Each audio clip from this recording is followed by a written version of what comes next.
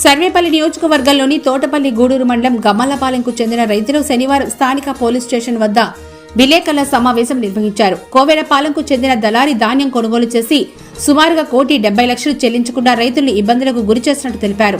పైగా తాము ప్రశ్నించినందుకు అతను ప్లాన్ ప్రకారం రైతులపై ఎస్సీ ఎస్టీ అక్రమ కేసులు తమపై బనాయిస్తున్నారని, ఈ విషయంలో శాసనసభ్యులు సోమిరెడ్డి చంద్రమోహన్ రెడ్డి మరియు స్థానిక తెలుగుదేశం నాయకులు కలగచేసుకుని తమకు న్యాయం చేసి రైతులను మోసం చేస్తున్న కోవెలపాలెం దళారిని కఠినంగా శిక్షించాలని వారు కోరారు.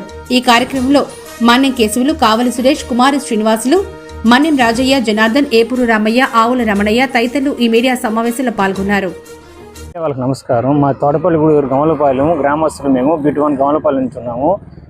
దల్లారి వెంకటేష్ వాళ్ళ నాన్న దండు సుబ్బయ్య, వాళ్ళ బంధువులు ముత్యాల సేనయ్య,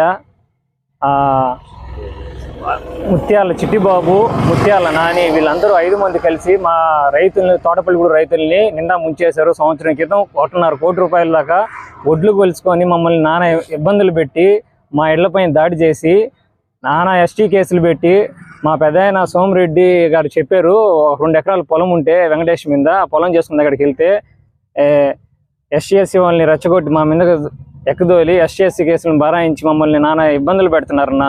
కూడా రైతుల తరఫున మీ అందరికి విజ్ఞప్తి, ఇప్పుడు దాకా ఎక్కడ కేసులు ఎవరు తీసుకోలేదు. దయచేసి మీ ప్రోద్బలంతో కేసులు తీసుకునేటట్టు చూడండి అన్న. తోటపల్లి గూడూరు బిట్1 గమలపాలెం గూడూరు, దీంట్లో 1,70,00,000 దాకా రైతుల కాడ ఈ విధంగా దండు వెంకటేశులు, దండు వెంకట సుబ్బయ్య, దండు చిట్టిబాబు, లోకేషు, వీళ్ళు 5 నాని, వీళ్ళు 5 కలుసుకొని ఈ వాటాన్ని రైతుల కాడ డబ్బులు ఒడ్లు కొలిసి లారీలు బయట చెన్నైకి ఇట్లా తరలిచ్చి ఎలక్షన్ దగ్గరికి వచ్చింది, చెక్కులు మారడం లేదు, డబ్బు పట్టేస్తున్నారని చెప్పుకుంటా వచ్చి ఈ రోజు వరకు అతని మీద ఎలాంటి మేము పెట్టలేదు.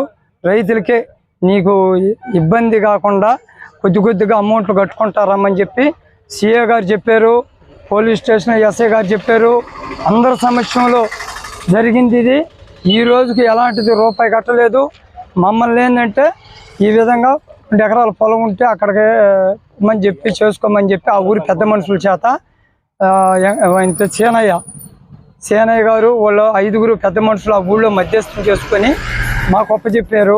అదే పెద్ద మనుషులు ఫోన్ చేసి మోటార్లు ఎప్పుకోబోతున్నారని చెప్పి చెప్పించిన తర్వాత మేము ఆ పొలంలో ఎవరు పోతున్నారు, ఎవరు ఎత్తుకోబోతున్నారు అని చెప్పి పోవడంతో ఆ మోటార్లు తీయకుండా కనెక్షన్లు కట్ చేసి మోటార్లు కట్ చేరినారు. వాళ్ళు తీసుకోబోయి మా మీద కేసు పెడతారని మేము మా ట్రాక్టర్ల ద్వారా తీసుకొచ్చి పోలీస్ స్టేషన్లో 3 మోటార్లు స్టార్టర్లు చెప్పేసాం ఎస్ఐ గారి సమక్షంలో. చెప్పేసిన తర్వాత 3 రోజుల తర్వాత మా మీద ఎస్టీ కేసులు పెట్టేసేసి ఈ విధంగా మాకు తెలియని విషయం అది వేరే విధంగా సృష్టించి నరికినట్టుగా ఈ విధంగా రకరకాలుగా పెట్టించి ఆ డబ్బులు ఇంతటితో కట్టకుండా ఆపేసే దానికోసం వెంకటేశ్వరులు చేసిన ప్రయత్నం ఈ విధంగా చేశారు. ఈ విధంగా మళ్ళీ ఏంటంటే సిఏ గారి కాడ అక్కడ ముతుకుల్లో రాపిచ్చారు, మా స్టేషన్లో రాపిచ్చారు. 3 దగ్గర ఒప్పందం చేశారు పెద్ద మనుషుల ద్వారా. వాళ్ళ సమక్షంలో ఒక ట్రాక్టరు, ఒక బైకు మాకు అప్పచెప్పారు. అదే ట్రాక్టర్ బైకు మేము ఇంటి మీద దాడి చేశామని చెప్పి తీసుకుపోయి మేము మాకు దేవస్థానం మధ్యస్థం కాడ అక్కడనే జరిగింది, అక్కడనే పెట్టేసి ఉన్నాము.